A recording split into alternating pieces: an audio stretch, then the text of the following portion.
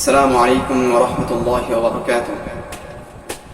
আলহামদুলিল্লাহ, আমাদের নিকট কোরবানি সংক্রান্ত একটি প্রশ্ন রয়েছে, যেটি জাবের মিয়া নামক একজন ব্যক্তি পাঠিয়েছেন। তিনি বলেন যে, আমি কোরবানির জন্য একটি পশু ক্রয় করি, এরপর বাড়িতে পশুটি নিয়ে আসার পর দেখি যে সেটার চোখ অন্ধ, অর্থাৎ সেটার বাম চোখ অন্ধ ছিল।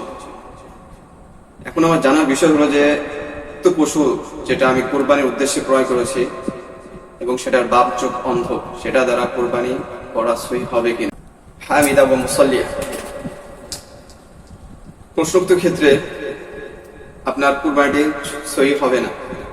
প্রশ্নোক্ত ক্ষেত্রে আপনার কোরবানিটি সই হবে না, অর্থাৎ যেহেতু আমরা ফিকহের কিতাব সময় এবং গ্রহণযোগ্য দলিলের কিতাব সমূহ থেকে আমরা ঘেঁটে পেয়েছি যে, যদি কোনো পশুর উভয় চোখ জন্ম থেকে কিংবা দুই চোখের কোনো এক চোখ অন্ধ থাকে, তাহলে তা দ্বারা কোরবানি সই হবে না। অনুরূপভাবে কোনো পশুর চোখের 1/3 কিংবা তার থেকে বেশি দৃষ্টি চলে গেলেও ওই পশু দ্বারা কোরবানি সই হবে না। সুতরাং প্রশ্নোক্ত ক্ষেত্রে ওই পশু দ্বারা আপনার কোরবানি করা সই হবে না। আর আমরা আমাদের ফতোয়ার পক্ষে বিভিন্ন গ্রহণযোগ্য ঐতিহাসিক কিতাব থেকে দলিল সংগ্রহ করেছি। এর মধ্যে একটি গুরুত্বপূর্ণ দলিল হল ফতোয়ায়ে কাজী খান। কিতাবটি জাকারিয়া বুকদিবর থেকে প্রকাশিত। কিতাবটির 9 নম্বর খণ্ডে উল্লেখ রয়েছে যে,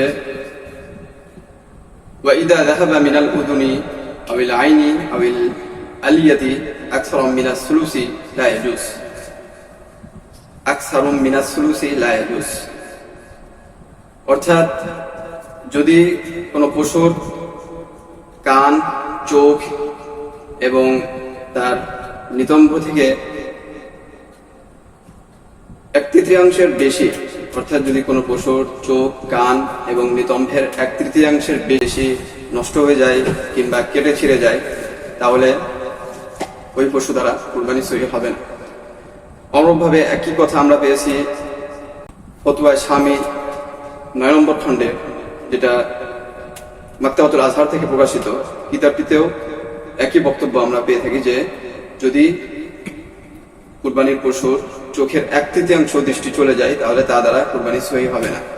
অনুরূপভাবে আরেকটি গ্রন্থ বাদায়ুস সনায়, কিতাবটি সর্বমহলে গ্রহণযোগ্য এবং আমাদের কাছে যে কিতাবটি রয়েছে সেটা হলো মাকতাবাতুল আতিক থেকে প্রকাশিত। কিতাবটির 6 নম্বর খণ্ডে আমরা একই বক্তব্য পেয়েছি। অনুরূপভাবে আরো কিতাব রয়েছে, যেমন আল বাহরুর রায়েক, কিতাবুন নওয়াজিল। এই সমস্ত গুরুত্বপূর্ণ কিতাবগুলোতেও আমাদের ফতোয়াকে সমর্থন করে এমন স্পষ্ট বক্তব্য পাওয়া যায়।